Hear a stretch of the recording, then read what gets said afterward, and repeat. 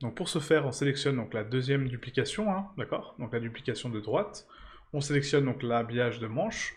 On va supprimer les matériaux et on va créer un nouveau qui va s'appeler tout simplement M pour matériel, habillage, manche. Tout simplement. Hop. Ce matériel habillage manche actuellement n'a pas de paramètres, donc du coup il m'affiche une texture complètement blanche. À moi de maintenant importer les textures.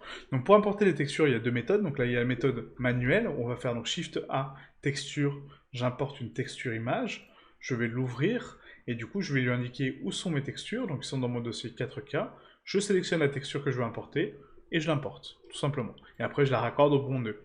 Mais nous, on a activé, rappelez-vous, donc l'add-on Node Wrangler qui me permet d'effectuer cette action beaucoup plus rapidement. Donc là, on va faire CTRL-SHIFT-T, d'accord? Ça m'ouvre automatiquement mon panneau de texturing. Donc si vous ne l'avez pas, vous allez dans votre dossier de texturing, d'accord?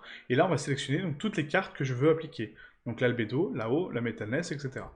Hop, je fais un Shift, clic gauche pour tout sélectionner. Donc j'ai mes 6 cartes de texture.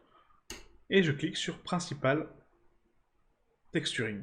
Et là, ça m'en a apporté que 5. Donc là, il me manque quoi? Il me manque l'ambient occlusion. Parce que rappelez-vous, le BSDF guidé ne l'a pas en lui. D'accord? Il faut la rajouter. Donc ça, c'est pas grave, on va la rajouter après. Mais en tout cas, il m'a mis bien ma couleur. Donc je vérifie bien que c'est ma couleur. Hein. Toujours vérifier ce que les travails automatiques font, parce qu'on sait jamais. Donc vérifier que c'est bien ma couleur. Oui, c'est mon albédo. Parfait. Est-ce que là, j'ai ma métallique? Hop, j'agrandis. Oui, j'ai ma métal. Est-ce que là, j'ai ma spécularité? Oui. Est-ce que là, j'ai ma rugosité? Oui. Est-ce que j'ai ma normale? Oui. Voilà. Donc il a compris les valeurs que je lui ai rentrées et il les a disposées parfaitement sur la texture. Par contre, la normale, ce n'est pas des données non couleurs, c'est des données vectorielles, x, y, z. Et là, si je regarde mon objet, mais il est parfaitement texturé.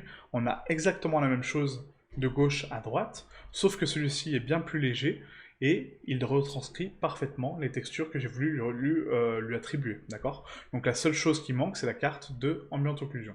Mais là, si je zoome justement sur mon détail, on va commencer à voir donc, les défauts de placement, d'accord? Hop. Et là, on voit que du coup, bah, j'ai une résolution, d'accord? Je ne peux pas zoomer au point où je zoomais sur mon autre objet. On voit les déformations, certes, mais elles sont pixelisées. Pourquoi? Parce que j'ai 4096 pixels par 4096 dans mon carré, et ma jonction de lame, elle fait uniquement ça, d'accord? Donc uniquement cette zone. Donc du coup, bah, je perds énormément en qualité. C'est comme si j'avais 2048 par 4096. Donc du coup, je n'ai très peu de pixels et ça m'affiche bah, la texture en fonction. Voilà, tout simplement. Donc à vous de bien augmenter les UV, à bien les retranscrire pour récupérer les bonnes valeurs et ensuite avoir donc, des bonnes résolutions de texture. D'accord? Si vous voulez du détail, accentuez les zones avec du détail, donc les zones où vous allez zoomer.